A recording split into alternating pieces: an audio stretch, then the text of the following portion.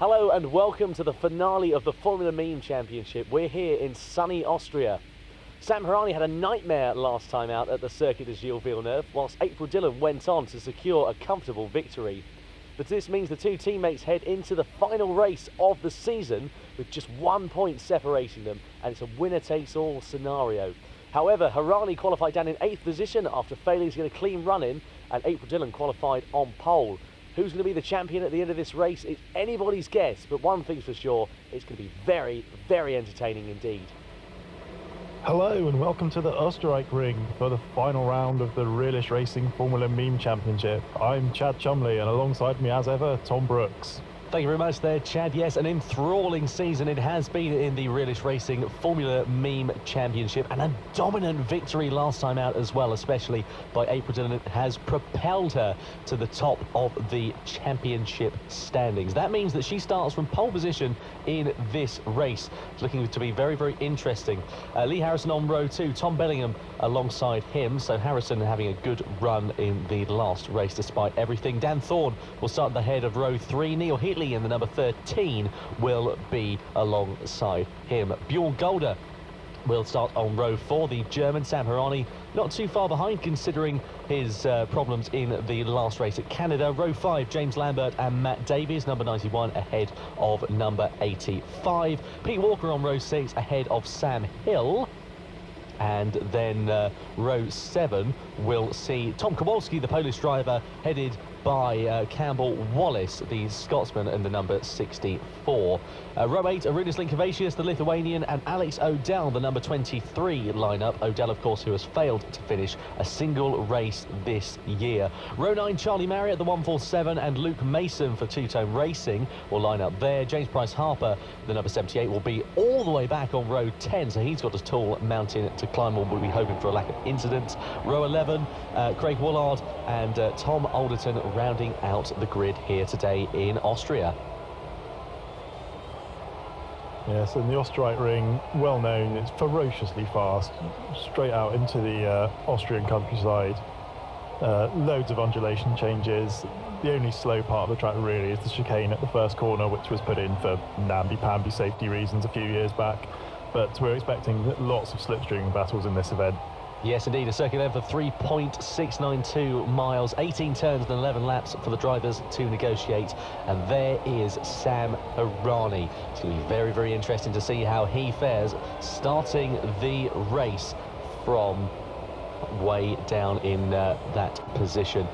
Meanwhile, April Dillon has got the clear-cut run towards turn 1. Who is it going to be when the lights go green? Franklin Stegging-Holster on the front row of the grid. The red lights come on, and as soon as they go green, we're underway here at the Österreichring. A good start there, but oh, Franklin Stegging immediately into the barrier. Both the Independables cars off as well. And absolute carnage! Absolute carnage throughout the field. Two-Tone Racing cars caught up in there. The two Offenders cars also. We've got a PSP Motorsports car, and we've also got, I think, Bjorn Golder without a rear wing, as well as one of the Tropico Motorsports outfits of Arunas Linkevicius. Let's have a look at the replay there, Chad. Well, yes, Stegging just spearing to the left and collecting Harrison, who collected Thorne, and then everyone else collected everyone else, and that was just appalling, really. I can't believe they haven't stopped the race, because surely there's too much debris and stuff for the race to carry on. Wow, that was terrifying. And Price-Harper, who looked to be over the worst of it really, minor contact, then ended up going airborne and spinning right around. My goodness gracious me. James Lambert, though, has gotten the advantage of that and is immediately up into second place. Sam Hirani looking to change that, though, up the inside into the right-hander. Sweet as you like from Sam Hirani. It's now a defender's 1-2. Very nice overtake there from the number 9 to claim second place. Yes, that almost couldn't have worked out better for Hirani. He's all the way back in 8th, and then everyone's taken themselves out, and he's only had to overtake one car, and now he's just got clean air between himself and his championship contender in the lead. Meanwhile, the Independables are resuming their battle from Montreal. It took them half the season to get to this stage, but now that they've started battling, it doesn't seem like they're able to stop. Absolutely not. Fantastic racing between the two, and I believe that it is Dan Thorne just ahead of Tom Bellingham at the moment. Sorry, no, it's the other way around. In fact, it is Tom Bellingham ahead of Dan Thorne. Into the right-hander, the final right-hander they go. Further down the order, you can see the likes of the Araeus Motorsports cars there, as well as the power drivers as well. And up the inside, looks Dan Thorne on Tom Bellingham in towards the first curl of Helle Licht. And again, ahead of Tom Bellingham goes Dan Thorne. A nice overtake there from the number 602.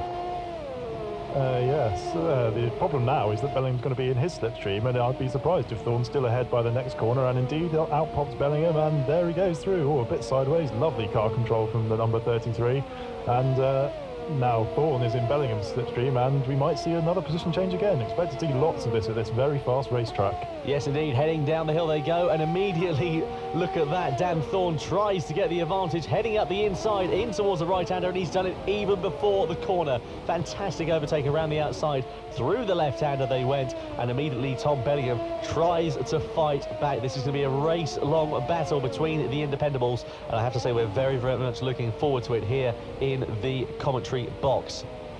Absolutely. I'm surprised Thorne's still going, actually, because he took quite a whack in that start line incident. He was right behind Steg Inc in that whole mess, and but he seems to be okay, so hopefully he'll be able to carry on like that till the end. Absolutely. Well, we saw both the Independables cars in the wall, but they're now both battling on track, side-by-side action, and up the inside it goes Bellingham once again ahead of Dan Thorne. So a good overtake there, and a fantastic livery on their car. I've got to compliment them as well. But as they come across the timing lines, they're looking to exchange blows once more. Bit of debris in the track from that start line incident, one of the two-tone racing front wings, and up the inside goes Dan Thorne, just gets the car stopped.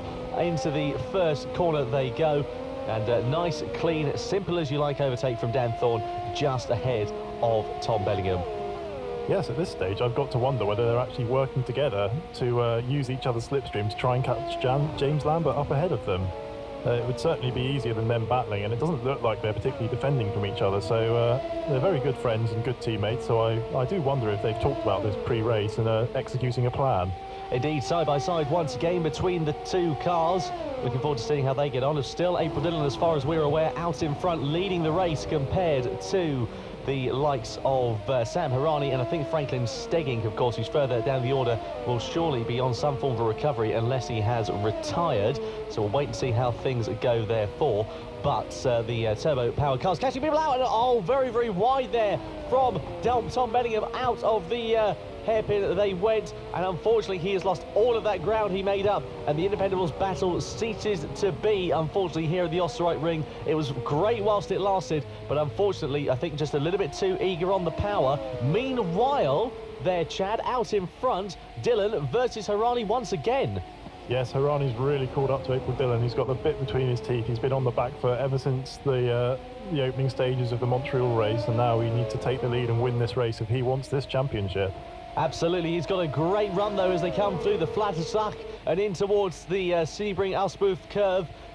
Trying around the outside though is Hirani, and contact between the two defenders, drivers. Into the inside of the track goes April Dillon. Surely she's going to have a bit of suspension damage on her car. We'll wait and see whether that affects her in the later stages of this race, but it is still Dillon that leads the way from Hirani. The first rule of racing, don't collide with your teammates, and they've already gone and broken that rule, unfortunately, here today. Yes, even though Harrison has an outside chance of winning the championship, there's certainly no team orders between these two. It's all-out war by the looks of things. Exactly how we like it here. Round the final corner they go.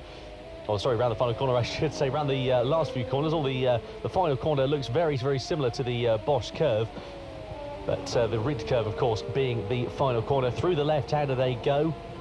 and down the small straight, which isn't really a straight because it's got quite a large kink in it, and then in towards over the hill and in towards the final corner of the Rinse curve. And still Harani just absolutely harassing the back of teammate April Dillon, and I really am looking forward to seeing how this battle develops and how these two fare on track. And of course this is for the championship as well. Currently Dillon would be out in front, but if Sam Harani finished the race in first position, if he won the race, then Dillon would be 3 points back, and there was 1 point separating them going into this round. So that would mean that Sam Harani would take the championship, I do indeed believe. So it's going to be very, very interesting. Trying around the outside, and he does know the championship statistics. He's done the maths already prior to this event, has Sam Harani, and he's really in with a shout now as well. But he's just biding his time, being very patient and not being too out of control there, Chad. Yes, that's what I would do if I was Harani. I would sit behind and save my tyres, save fuel, and it looks like he had an opportunity for a move there but backed out of it. So he's normally very aggressive and likes to lead the races, but with the championship on the line, I do wonder if he's being a bit more circumspect to try and secure himself the best chance of winning that championship. And another little look there, but once again doesn't quite follow through with it. So sensible driving at the moment from Harani, perhaps rethinking his options after that contact earlier on. Yeah, absolutely. It's very, very important to not take out the front wing. We saw him do that at the Circuit de Gilles Villeneuve, and if he hadn't done that before, then he wouldn't have ended up in the situation he's in now, with a points difference between the top two rather, I should say. So Harani, unfortunately, an uncharacteristic mistake last time around really put him on the back foot going into this race. They are nearly side by side, nearly a little bit of contact between the two defenders' cars. Fantastic livery it is on there as well. In towards the Hellerlicht Curve S. They go, and it is still Dillon that leads the way from Sam Harani. Harani just biding his time very, very nicely. He's going to have to be careful, though, not to run out of laps before too long, because it's not going to take too much longer to negotiate the final few laps of this race. Still a fair way to go, but Harani's going to have to be thinking about it sooner rather than later, I would imagine, before Dillon gets a chance to be able to break away out in front. Yes, absolutely. Now I'm wondering if Harani's running more wing than Dillon, because a couple of times I've seen him pop out of the slipstream and then not be able to follow through with it. And whether that's he's lifting off early or just because he's got more drag on his car, I'm not sure. But there certainly seems to be some sort of setup difference between the two. Yes, indeed. A very characteristically smooth driving style from Sam Harani. That's really what counts at this circuit. You've got to be smooth. You can't really be aggressive and take lots and lots of bites of the cherry into the corner. And still it is Dillon that leads the way. Bit of puff of smoke from one of the back markers in the foreground of the shot. But this is where Harani's strong. This is where we've seen him be able to get the drive. And he's got a very, very good run on board with the number 9 as they come over the hill and heading in towards the Rindt curve. They go, but still thinks about it and backs out of it once again. He had a really good opportunity there, Chad, but thought better of it. Yes, definitely discretion being the better part of valour, to use a phrase. But they're coming up some traffic, which could play a role. Hopefully they get out of the way nice and easily, because we want this battle to continue unimpeded. Yes, indeed. Through the right and then the left-hander they go, and the traffic getting out of the way very, very nicely. But Luke Mason it is. Oh, no! What a shame there for Sam Harani. Luke Mason, the traffic that was coming out, he went too deep into the corner, and he's beached his car as well. You can see one of the wheels dragging in the air, such as the gradient of the hill that he is stuck on. And that was just appalling from Luke Mason, unfortunately. Just came straight out into the path, straight back onto the racing line. He knew that the traffic was there, I presume, hence why he went across the escape road into that chicane, and just very, very poor form there from the two-tone racing driver. Yes, he's been involved a couple of times as a back marker, and he will say he's doing his best to just get out of the way. I would just say that that's bullshit. So anyway, the race continuing on. James Lambert there in third position. A great race for the Tropico Motorsports car. The number 91 is having his best run of the season so far. I absolutely love this part of the track. Down the hill they go, cascading as it falls away, and it's such a driver's circuit this as well. But Lambert having a very, very good run in the season so far, and he's out there all on his own as well, which is good for him, because he's not under threat, he's not under any pressure, and he's got a nice gap to fourth place as well. Yes, we've not really seen much of him, but he's having a stellar run here, obviously getting through that first corner melee unhit. Sorry, I lost my voice for a moment there. But yes, anyway, having a good run there. Back with April Dillon, she's still in the lead. I do wonder if Hirani's taken damage from that contact with the back marker, because he hasn't been able to close back up to Dylan in the way he would have liked. Yeah, absolutely. So still leading the way is Dylan in the 3:14. Got a nice gap compared to the teammate now, and this is going to be ever more important for the championship. So if it stayed like this, we would see Dylan taking the win overall in the championship for the British Racing Formula Meme Series. Be interesting to see whether Hirani can fight back. I do wonder, though, whether he's used his tyres in the early stages of this race to try and get onto the back bumper, or the back rear wing, I should say, of Dylan. And unfortunately, it's not paid off for him at all, because Dylan has got that in reserve and has really put the hammer to the floor.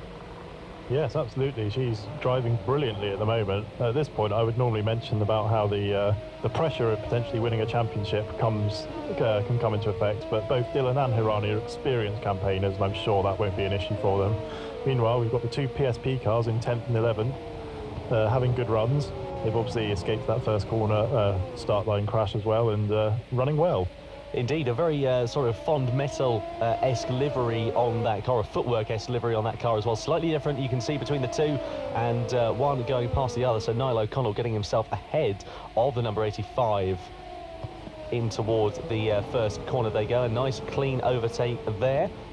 And very, very sideways and over the curb there for the 85. And once again, battling now with the Tom Kowalski Junior Motorsport car.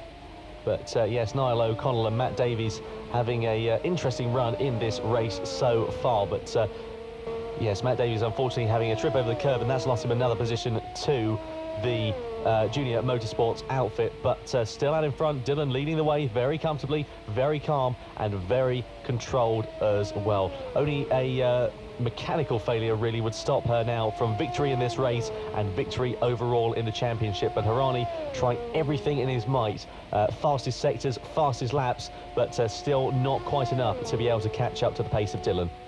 Yes, Dylan driving absolutely beautifully. That car looks like it's on rails. There's absolutely no sliding from the front or the back. It's wonderful, wonderful driving at the moment, and Hirani just cannot live with it. No, absolutely not. So third place still belonging to James Lambert at the moment. It would be his best result in the championship by quite a long, long way. So we'll wait and see how he gets on during the latter stages, whether he's able to hold on to a podium. We thought that Dan Thorne for sure would be in with a shout at the Circuit de Gilles Villeneuve, but unfortunately in the middle stages of the race it all came unravelled for him for the 802. But coming across the timing line once again does Dylan, and a great onboard shot. Look at the gradient going up the hill. That definitely helps with braking, but unfortunately you're not actually braking on that bit. You're braking far later. You're braking just before that bridge there.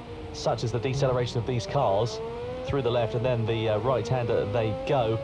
And flying down the straight. It's such a good circuit, this. We keep on harking back to the Austrian hills. Bit of traffic in the foreground of the shot as we go on board with Sam Hirani. In fact, I think that might actually be teammate April Dillon, as a matter of fact. Yes, things very settled at this stage of the race, so we've not quite seen the action that we have in other circuits. Perhaps that's due to the accident at the start spreading everybody out. But maybe it might just be my eyes deceiving me, but it does look like Hirani may be closing up slightly on April Dillon, but perhaps not enough to make a difference by the end of the race.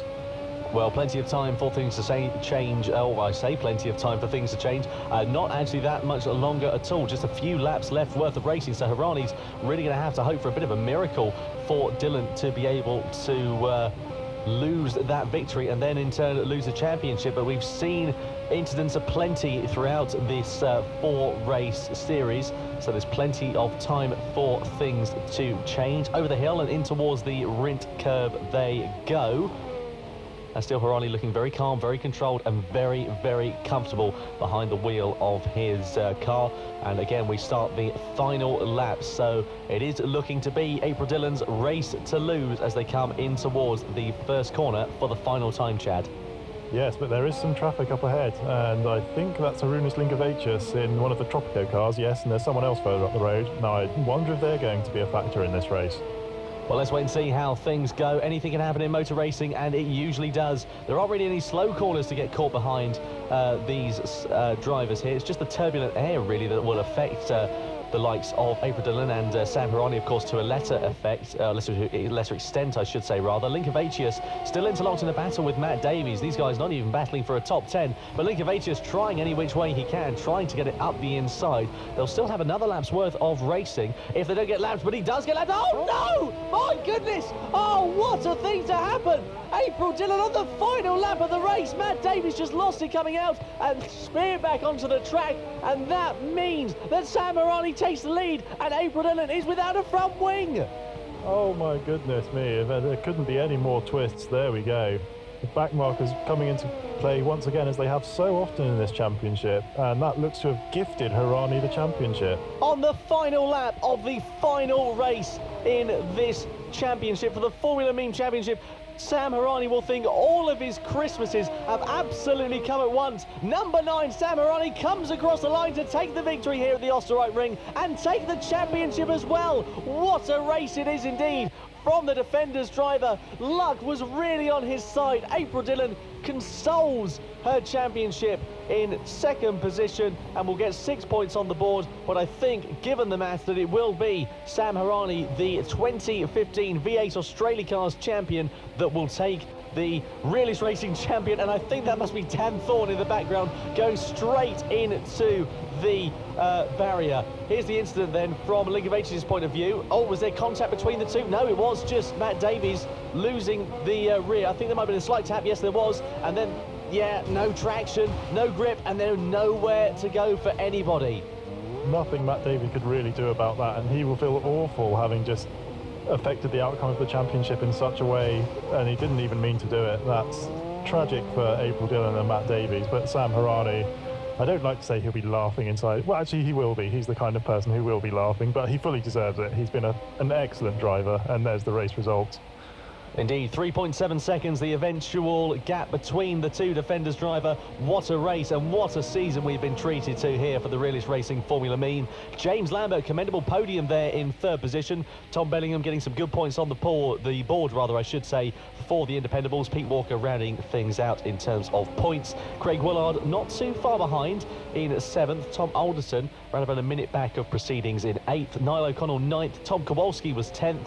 Campbell Wallace was a lap behind in 11th, and Matt Davies, following that incident, was 2 laps down, deciding the eventual outcome of the championship for the PSP Motorsport team.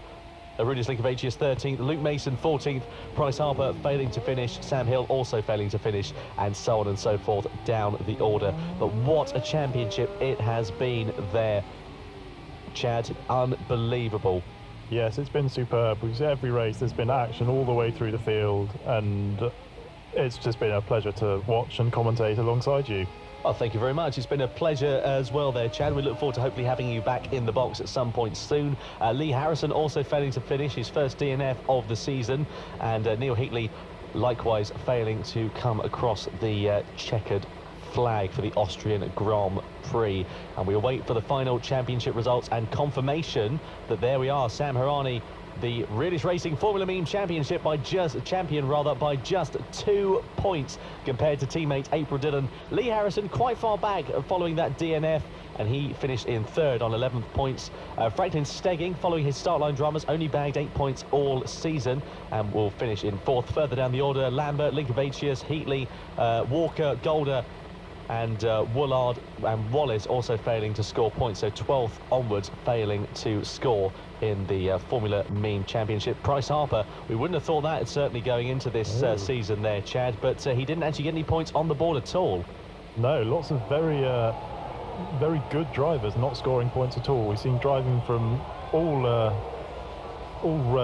ranges of the spectrum, and we see Luke Mason disqualified from the championship, and I think that's probably for some of the incidents he's been involved in. Yes, indeed. Well, it has been an incredible championship, such a short championship as well. I really wish it could go on for a full 15 or 16 race calendar, but Absolutely. unfortunately, maybe at some point in the future, perhaps. But yes, the Realist Racing Formula Meme Championship of this season, brilliantly won by Sam Hirani. It all came down to the final lap and the back markers as well. We've been highlighting them throughout the season, commending some of their jobs and perhaps not being so pleased with some of the others. But unfortunately, It turned out to be a bit of bad luck for April Dillon and a bit of good fortune for Sam Hirani that decided things out in front. So from myself, Tom Brooks, and from Chad Chumley up here in the commentary box, we thank you so much for your company this season, and we'll see you soon. Bye.